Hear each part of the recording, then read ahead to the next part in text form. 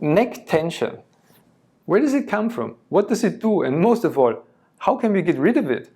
Let's find out. And we will look at it from a practical point of view. So focus on the shoulder, or bring your attention to the shoulder where you perceive, or the neck where you perceive more tension, and then bring your attention to the tip of your shoulder, the highest part of the shoulder, and start to lift that shoulder up, up, up, up, and a little bit backwards. It's like almost touching your tip of your shoulder to your ear, but a little bit backwards, and hold it there.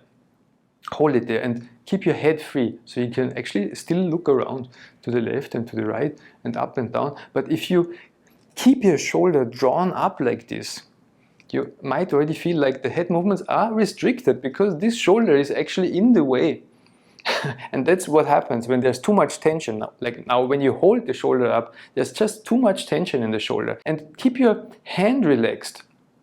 Keep your hand so you can pretend to be able to move your arm, but even if you do, you will feel like the movements of the arm are restricted. And again, that's what happens if there's too much tension in the shoulder. And how do we let go if you try to do it consciously? So don't drop your shoulder just yet. So it's raised up.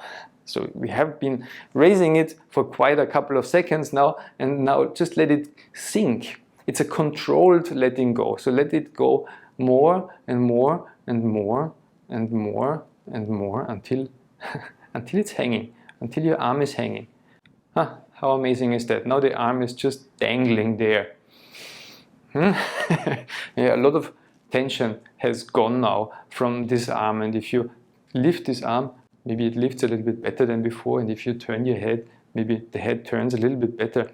We can do it with both shoulders. Let's have a try. How is it with both shoulders? So draw up the tip of one shoulder until it doesn't go up anymore, a little bit backwards, and then the other shoulder, so they're up, and your neck is actually squeezed in between your shoulders. So, but still, try to have your head free. Try to be able to look to the left and look to the right, and keep the shoulders drawn up, and try to be able to move the head, but the head doesn't move anymore so well. As you noticed before, now it's wedged in between your shoulders, and try to keep your hands free so you can move your hands, be able to, you kind of think you still can move, but you cannot because you have so much tension now in your shoulder.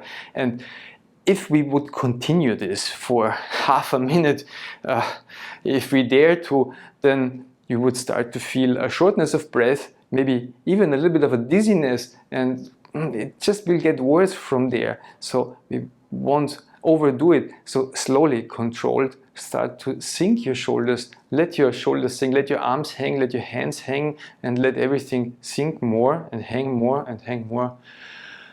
Until you're free again. And isn't that nice? Isn't that nice when the shoulders can sink down and hang? And actually they do hang anatomically. They hang down from the base of the skull and the neck, and the shoulders just hang.